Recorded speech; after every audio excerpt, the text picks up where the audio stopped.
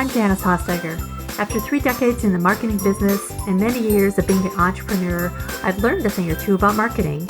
Join me as we talk about marketing, small business, and life in between. Welcome to My Weekly Marketing.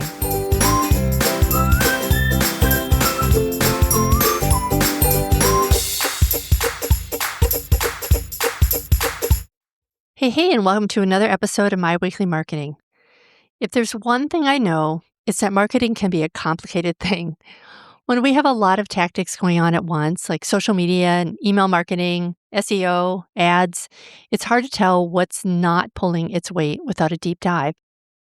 If your marketing feels busy, like you're doing all the things, but your revenue feels maybe flat or stuck, this episode's for you. Because most small business owners don't have a motivation problem or a consistency problem or even a talent problem. As we run our business, there's always like 100 plates spinning. We set up our marketing funnels and we keep everything rolling along like it should. But what's harder to spot are the gaps, the leaks where people slip away and we either don't notice or if we do notice, we aren't sure why they've slipped. Quiet gaps in our marketing can be sneaky. These are the things that don't scream something's wrong, but slowly, quietly drain your energy and your marketing efforts and your confidence, and then ultimately your bank account. These are the things like ads that seem to be doing okay but could convert better, or landing pages that are converting but could be improved, or maybe emails not quite hitting your ICA or your ideal customer avatar the way they should be.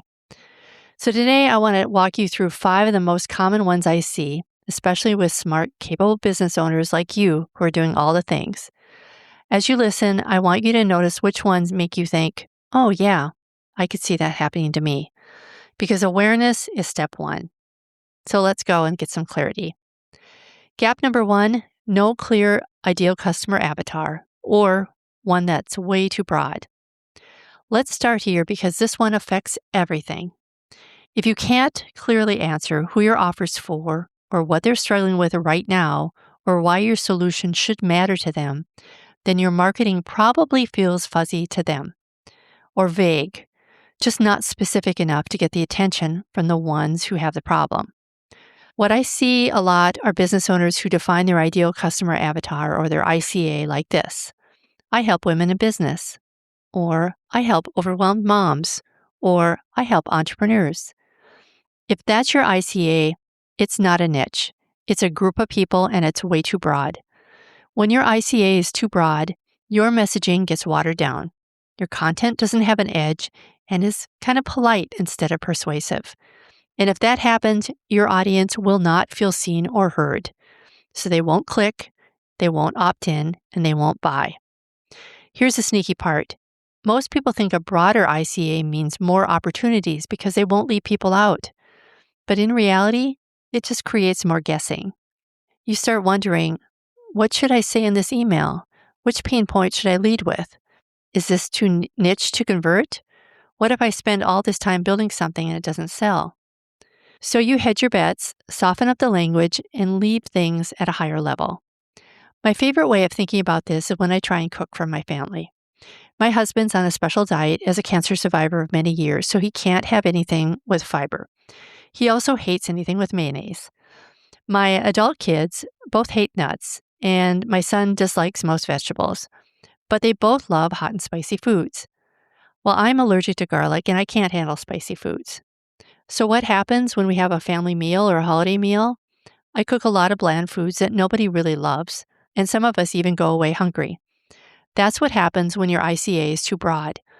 You end up trying to create content that is good with everyone, and it ends up making nobody happy. A clear ICA doesn't limit you, it gives your marketing something to lock onto. Because when somebody reads your content and thinks, oh wow, that's me, you don't need louder marketing. They hear you just fine. And that only happens when your ideal customer avatar is specific enough to feel seen and safe enough to say yes. Here's an example. You could say, I help overwhelmed moms get organized. And that might feel narrow, but here's the thing. Which moms? Lots of moms are overwhelmed. And then organized how? They might see themselves in that description, but they won't stop scrolling long enough to read it. Instead, you could say, I help Overwhelmed working moms who run a business from home create simple routines so they're not constantly reacting, forgetting things, or feeling behind every day. Now we're talking. That person feels called out in a good way, understood, and relieved that somebody gets their situation. They don't have to ask, is this for me? Their brain automatically knows it is, and they see themselves in it. This is why we spend a lot of time getting specific inside my Modern Marketing Mastery course, not with tactics or platforms, but getting crystal clear on who you're building this for so it resonates with your intended customer. It's also where I recommend all my clients start when I'm starting with a new client. Gap number 2, mix messaging across platforms. This one's pretty sneaky. On Instagram, you're talking about a mindset issue. Maybe on your website, you're talking about strategy, or in your emails, you're offering something totally different. None of this is wrong, but it's disconnected. And disconnected messaging makes your audience work way too hard to understand what you're trying to do and what you actually do. And it confuses them. And let me tell you, a confused mind doesn't buy. They'll start wondering, wait, what do you actually help with? Or is this the same person that I follow on Instagram? So instead of moving forward, they hesitate. This is important to know. They click away. They scroll, they might save the post, not necessarily because they're interested, but because the story never fully comes together. Marketing works best when it feels like one clear story told in different places. Not being a mindset coach on Instagram or a strategist on your website or a totally different offer in your emails. In all honesty, I've struggled with this one myself. Being a marketing strategist, I pull in information from across marketing in all different niches. That includes social media, SEO, email marketing, content marketing, and more. So it's easy for me to go off and start talking about tangents. But I've learned that confuses people. It can be hard to stay focused on just what you sell. And sometimes it feels like you're repeating yourself over and over again. But that's okay. Nobody is seeing 100% of your content. And if they are, that's okay because that's something they need to know and it defines you. It sets you apart. One of my early jobs was with a retailer in the Midwest that had multiple locations in several states: Dayton's, Marshall Field's, and Hudson's. One of the things that they would publish and send out to all the stores is something called a planogram. These planograms were sketches of what displays would look like for key products in their stores. Their goal was if a customer walked into a Marshall Field's in Chicago or in a Hudson's in Detroit, they would see the same display, the same message, and it would feel consistent. The same is true for you. Be one guide with one message and one promise. Then your messaging is aligned. Your content warms them up, your website confirms they're in the right place, your emails continue that same conversation, and your offer feels like the obvious next step. This is easy to talk about, but it's challenging to do. But here's what you need to know. Trust is built through repetition and clarity, not reinvention. Most people think they need more content to fix this gap, but they don't. They need a core message and a clear offer narrative that shows up everywhere. Same message, no matter if they're on a different format. Okay, gap number 3, a weak awareness strategy. This is a big one. A lot of people are creating consideration content.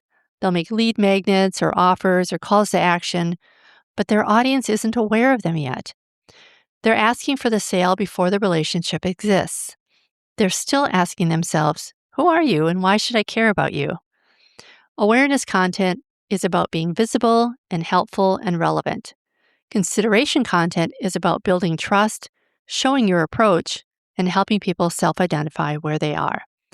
When these things get mixed up, your marketing can feel pushy or ineffective or both. It can look like a call to action, like book a strategy call when someone just found you 5 minutes ago. Or it can look like a beautifully written offer that answers buying questions that your customer really isn't even answering yet. You know the analogy about asking for the marriage proposal on the first date? This is kind of like that. Nothing is wrong, it's just out of order. They're not ready yet.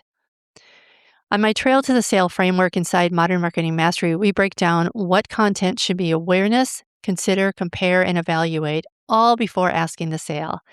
And that one shift alone changes everything. Okay, moving on to gap number 4, no simple elevator pitch. If someone asks you, so what do you actually do for a living? Could you answer it in a clear 1 or 2 sentence statement? Honestly, most people don't do this very well. Not because they don't know what they do, but because their offer lives in their head, not in a clean, simple story.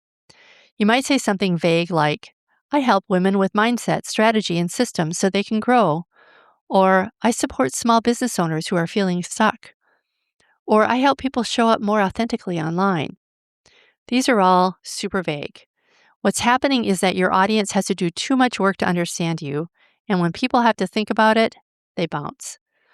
Or we might overcomplicate our narrative and say, I'm a fractional CFO who partners with service-based brands to architect omnichannel growth strategies by aligning positioning and data-driven performance metrics across multiple touchpoints. I don't know about you, but I checked out before I got to the word omnichannel. Or for a wellness coach, it might be, I help clients achieve optimal wellness outcomes through personalized lifestyle interventions that integrate nutrition, mindset work, habit formation, and holistic behavioral change. All true, but also overwhelming. This might work for LinkedIn, but maybe not even there. What a simple, clear offer narrative sounds like is this: one problem, one outcome, one type of person. That's the sweet spot. For the CFO, it might be, I help business owners understand their numbers so they can make confident decisions and grow without financial stress. Or for the wellness coach, it might be, I help busy women feel better in their bodies by building simple, sustainable health habits that fit real life. Notice what's missing? The jargon. The vagueness. It's just really clear, simple to understand, and easy to process. When your offer narrative is messy, conversations can feel awkward, and you miss that opportunity to connect with new customers. Okay, gap number 5, no tracking system. When you don't have a tracking system, you have no idea what's actually working for your business. This one quietly drains money because you don't know what's driving traffic or creating leads or converting them into sales. So you end up guessing, and guessing leads to burnout, random acts of marketing, and throwing time and money at things that feel productive or you think are working, but they don't actually work. So the nice thing is you don't need fancy software for this, just a spreadsheet, and you need to follow the right numbers. You need the right numbers tied to the right stage of your marketing. A few simple numbers to track are where and how are people finding you? It might be Instagram profile visits or organic traffic from Google Analytics or Google Business Profile clicks. And how are they moving to the consideration stage? You can see this by lead magnet downloads or email subscribers added or conversion rate on your opt-in page. And finally, how do you know they're buying? You can see this by looking at your sales per offer, conversion rate from email or sales pages, and revenue generated. When those numbers are clear, you stop overworking on things that aren't really pulling their weight, and you double down on what is. Marketing stops feeling a lot like a black hole or a time and money suck. Again, we learn to track all your important numbers in Modern Marketing Mastery. We make it simple and doable so that you can make informed decisions about what's working. Okay, so I know we went through these pretty fast, but the gaps are: number 1, no clear ideal customer avatar, one that's way too broad. 2, mixed messaging across platforms. Number 3, a weak awareness strategy. Number 4, no simple elevator pitch. And number 5, no tracking system. If you recognize yourself even in one of these gaps, I want you to hear this. You're not behind and your marketing is not broken, and you're not even doing marketing wrong. You're just missing a system. And that's why I created Modern Marketing Mastery, to help you close these gaps step by step with clarity. It'll open up soon if you're listening to this in real time, or we'll have a wait list for when it opens up again. Thanks so much for joining me today. For links and information about anything we talked about today, visit myweeklymarketing.com/142. See you next time. Bye for now.